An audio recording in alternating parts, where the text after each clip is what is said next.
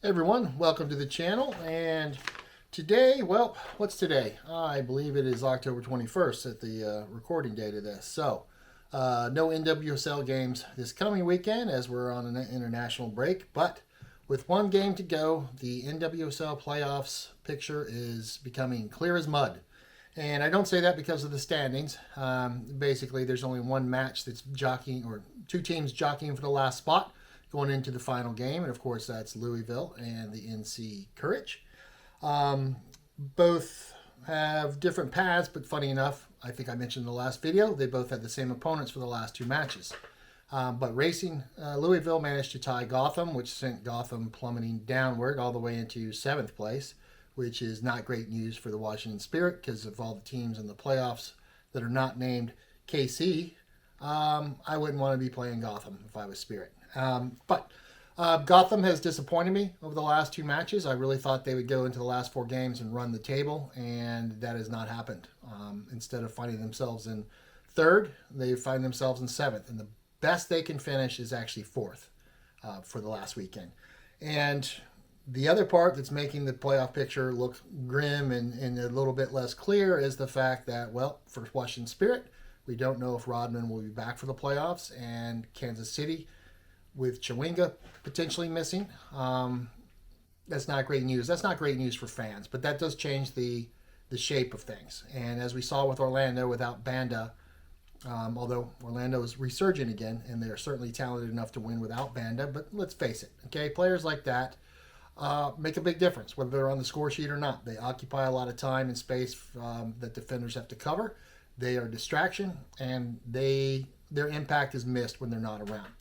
But as I said, we go into that last game about, 10 days from now, November 2nd, and we're looking at most games matter to a degree. Again, Gotham can't finish any better than 4th.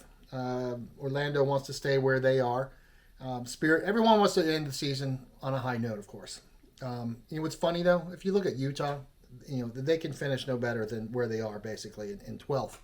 But if it was 7 weeks to go still, Utah might make the playoffs, and they must be happy with their performance because even though they're long out of it, they have performed very, very well over the last 8 weeks, and they should be happy and proud of their performances and be confident going into next year as long as they pick up a couple more players.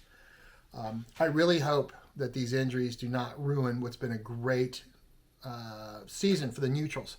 I think the NWSL has won over a lot of fans this season.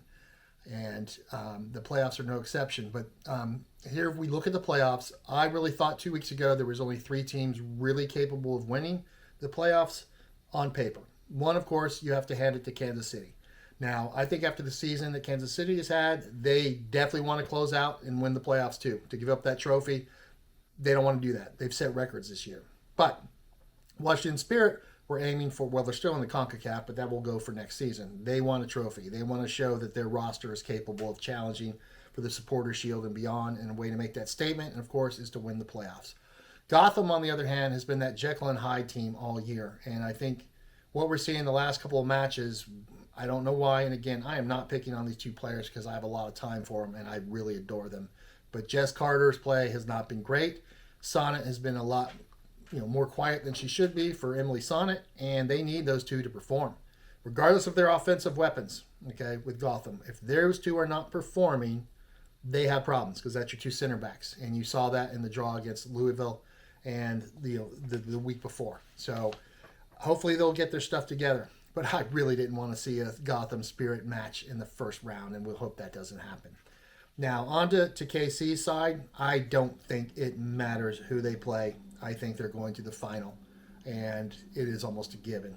But Chawinga's absence could be the wild card in that. And of course, what do the playoffs bring us? Okay, at the end of the year, it's a tournament, and it's a one-off tournament. 3 games to be champions. Anything can happen. So even though I discount teams like San Diego, Seattle, and Portland because I don't think they are the top team in caliber, it doesn't really matter. If you're a fan of them, I'd be rooting really hard because they're a capable team. And it's 3 games. You got to win 3 games. It doesn't matter how you do it. If you win 3 games in penalty kicks, you're still crowned the playoff champion, right? So that part is still exciting. Now, as a fan of a Kansas City team, you want to make sure you don't blow it, because they deserve, probably on paper, another trophy, but you got to show up and play. Washington Spirit, on the other hand, will be also disappointed if they don't win. But one of those teams, if they're playing Gotham, goes out, is kind of a disappointment as a neutral. And then you have that last spot, okay, with Racing Louisville and NC Courage, fighting for that last playoff spot. And of course, North Carolina is hosting Gotham, whereas Louisville is hosting Bay. Bay is out and done. Maybe they'll show up and try to be spoiler, but if I was Louisville, I'd like my chances, because all they have to do is win, and they know that they're the 8th spot. Well, potentially, if I'm not mistaken, can they move up?